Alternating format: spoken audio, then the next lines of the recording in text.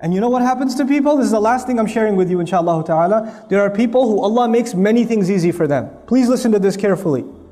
Allah makes many things easy for them. For some of you, Allah made money easy for you. It's just easy for you. For some of you, confidence is easy. It's no big deal. Other people get nervous, you don't get nervous.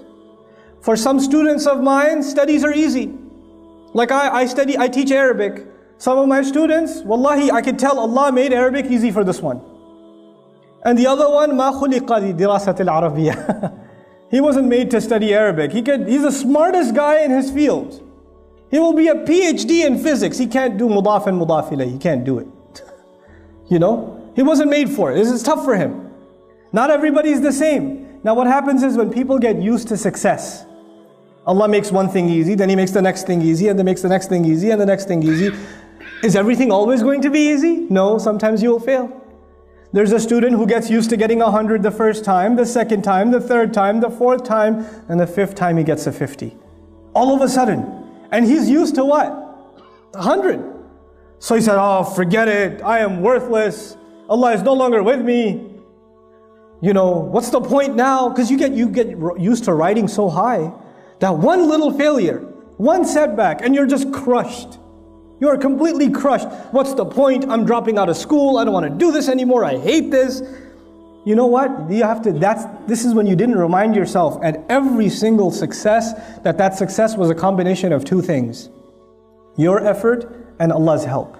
Every single 100 you got before wasn't because it was easy. You put effort and Allah gave His barakah. You put effort and Allah gave His barakah. And this time when it doesn't happen, two things could be wrong. Number one, maybe you didn't put enough effort. And when you don't put enough effort, Allah does not give His barakah. And maybe even if you put effort, Allah decided that He will not give you barakah, maybe that's better for you. One of my best friends in life used to be a Hindu. And he wanted to go to med school. And he was a straight A student. Straight A's his entire life. Perfect scores. Highest scores in the SATs. Applied to med school, he was expecting a full scholarship. He got rejected. He was completely shattered. He ended up in a different university. He decided to do computer science instead. And he was he's still a Hindu. He's completely depressed. Except he met people in his new college, Muslims, who he started hanging out with, and within 2 years he took Shahada. And he looks back now, he goes, thank Allah I didn't make it to med school. When I failed med school, I thought it was the worst thing that ever happened to me. And now I look back at my life and I say, I failed med school, it is the best thing that ever happened to me. You know? His kids are memorizing Quran. Can you imagine? His kids are memorizing Quran. His father, when he became Muslim, they dragged him to, his father got so shocked, he took him to India to beat Hinduism back into him. And he ran away from there, came back. You know? Now his kids are memorizing Quran, subhanAllah.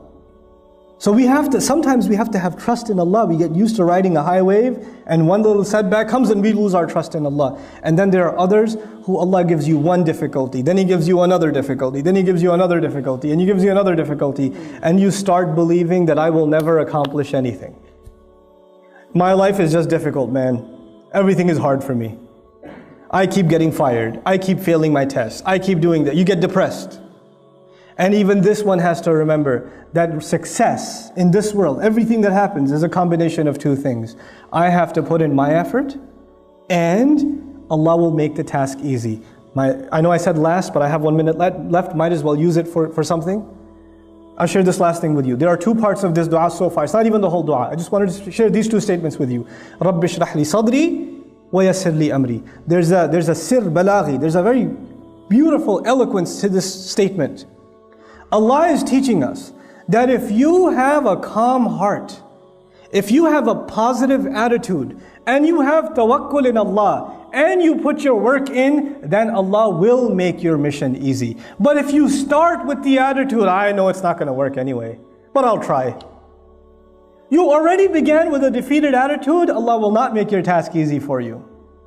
You have to come with sharh al-sadr. You have to have an open chest, a positive attitude, belief that Allah will give you success in what you do. And if He doesn't give it to you, well, you're still saying Alhamdulillah. But you don't walk into an effort. You don't start a project. You don't start doing any work. And you begin with saying, I'm probably not going to succeed anyway, given my track record. You don't begin with that attitude. then Allah will not make your job easy for you.